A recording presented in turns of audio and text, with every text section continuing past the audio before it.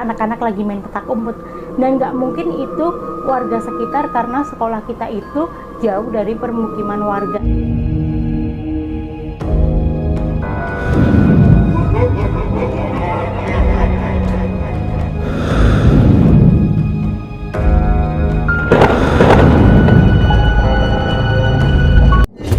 Cermat cerita malam Jumat.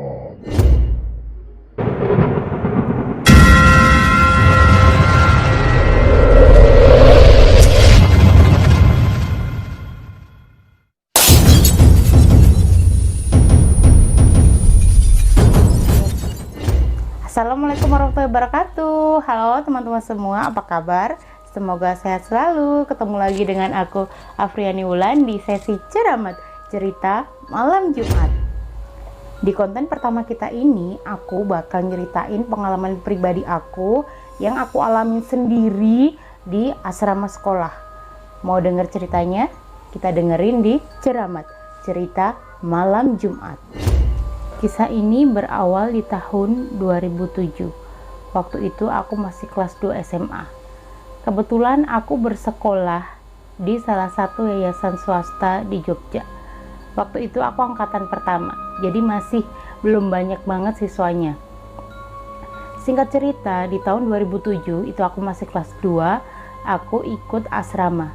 Di asrama tersebut baru ada 10 orang sama teman-teman aku sekaligus aku.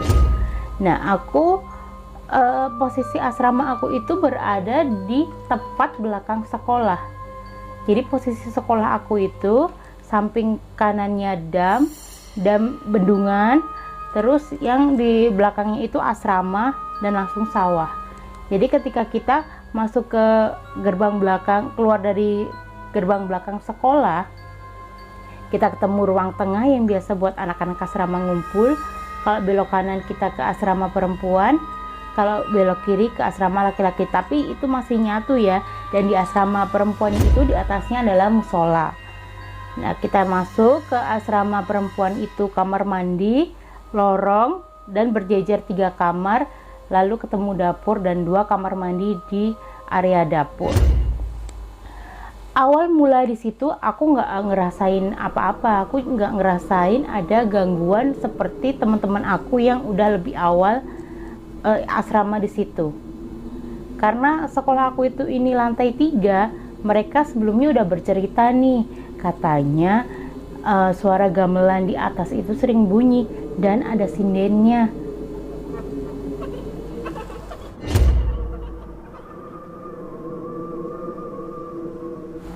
Di hari ke-8 baru aku ngerasain hal yang menurut aku itu baru pertama kali aku ngalamin kejadian horor. Waktu itu aku menempati kamar nomor 3 bersama 2 adik tingkat aku, namanya Mary dan Resti. Nah, mereka ini juga sebelumnya itu juga belum pernah mengalami hal yang sama karena mereka juga termasuk baru. Nah, waktu itu mereka udah tidur karena waktu itu sekitar jam 11 malam.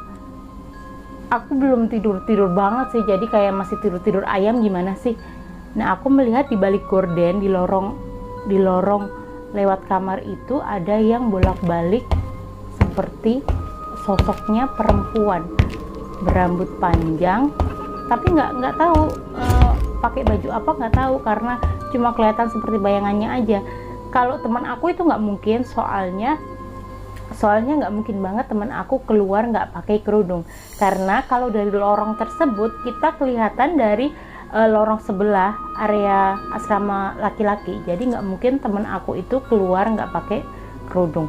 Waktu itu masih aku amatin dia wira wiri bolak-balik antara dapur dan depan, nggak lama mungkin dia merasa aku amati, dia berhenti tepat di depan kamar, di depan jendela yang ada hordengnya. Aku istighfar terus karena aku takut dan aku paksain untuk tidur. Alhamdulillah aku malam itu bisa tidur. Dan paginya aku cerita sama teman-teman aku dan menurut mereka itu udah biasa, walaupun mereka itu aku ceritain juga merasa takut.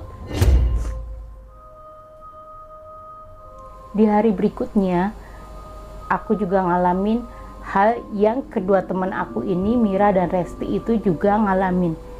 Jadi waktu itu aku dengar suara teman aku yang di kamar nomor 2 ini nangis. Aku bangunin, Res bangun, itu Yuna kenapa? Kata dia gini, Kak itu bukan Yuna, kakak di dalam aja, itu Yuna, itu suara Yuna. Aku yakin banget itu suara Yuna, tapi kata Resti itu bukan Yuna, karena Yuna pamit pulang sorenya dan aku nggak tahu waktu itu. Tapi aku, Mary dan Resti itu mendengar jelas suara tangisan itu dan mirip banget sama suara Yuna. Tapi ternyata Yuna di sore itu pulang, yang aku nggak tahu tapi mereka tahu. Jadi aku mau keluar itu mereka juga ngelarang aku untuk keluar untuk nengokin si Yuna ini kenapa. Di sekolahku itu lantai 3 itu ada gamelan. Nah, gamelan ini setiap hari malam Selasa ini untuk latihan warga di situ. Nah, malam Rabonya ini aku dengar, nggak cuma aku yang dengar, tapi semua teman-teman yang ada di asrama itu juga dengar. Ada suara gong berbunyi, tung. Terus dilanjutkan dengan suara-suara lain dan ada sindennya. Kalian tahu nggak? 2 hari berikutnya aku nggak ngalamin kejadian aneh. Tapi pas tepat di malam Jumat, aku mendengar suara keran wastafel itu nyala. Dan seperti ditadangin pakai benda, cuma nggak tahu itu apa gitu. Dan kayaknya itu nggak mungkin banget kalau teman aku malam-malam masak di situ. Karena itu posisinya juga udah malam banget, 12:30. Gak lama dari kejadian itu, aku mendengar ada yang mandi di kamar mandi.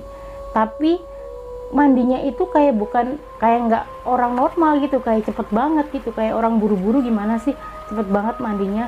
Dan tengah malam, itu kira-kira 12:30 malam. Gak lama dari itu, aku mendengar suara gerbang yang arah ke perempuan itu bergetar, seperti digoyang-goyang. Suara gerbang besi, kalau digoyang-goyangin gimana sih? Kalian bisa bayangin nggak suaranya kayak gimana? Jadi kenceng banget, dan itu semua anak asrama itu dengar. Dan teman-teman aku yang ada di kamar nomor 1 itu pada teriak. Akhirnya aku, Resti dan Mary itu keluar, dan pas aku keluar ini aku melihat 4 bocah yang berjalan di sawah seperti anak-anak lagi main petak umpet. Dan nggak mungkin itu warga sekitar, karena sekolah kita itu jauh dari permukiman warga, jauh dari rumah-rumah warga. Jadi kita benar-benar ada di antara lapangan, sawah, dan kali besar itu tadi. Teror nggak berhenti sampai di situ. Jadi kita ngumpul di kamar nomor 1 dan gamelannya pun masih bunyi, masih terdengar pula suara sindennya. Kita berusaha nelpon pengurus asrama dong, karena asrama itu sebenarnya nggak dijagain 24 jam, tapi jam 9 penjaganya pulang. Nah, kita berusaha nelpon, dan di jam 2 malam penjaga itu datang ke asrama untuk buka gerbang dan masuk untuk menanyain kita ada apa. Nah, kebetulan di asrama laki-laki itu semuanya lagi pada pulang gitu. Jadi cuma ada kita bersepuluh di asrama. Setelah penjaga asrama itu datang, kita menceritakan kronologi apa aja yang pernah kita alami di asrama tersebut. Dan penjaga asrama pun membenarkan, karena dulunya itu di situ tempat mes untuk tukang yang membangun sekolah tersebut. Mereka juga mengalami hal yang sama, dan waktu itu juga ada yang katanya kesurupan. Dan mereka itu berpesan bahwa aku nggak suka tempat aku itu dikotori. Jadi baru waktu itu kita menyadari bahwa waktu itu kita mungkin berada di situ kurang sopan. Kita kalau bercanda teriak berlebihan, harus menjaga kebersihan, berkata sopan, dan jangan aneh-aneh deh, nggak usah neko-neko. Soalnya mereka juga ada, mau nggak mau itu mereka harus kita sadari, mereka itu juga berada di sekeliling kita. Oke, jadi gitu ceritanya teman-teman. Buat kalian yang belum subscribe, jangan lupa subscribe, like, dan komen untuk mendukung konten kami ya. Dan jangan lupa mampir ke akun Instagram kita nanti yang akan kita tautkan di sini.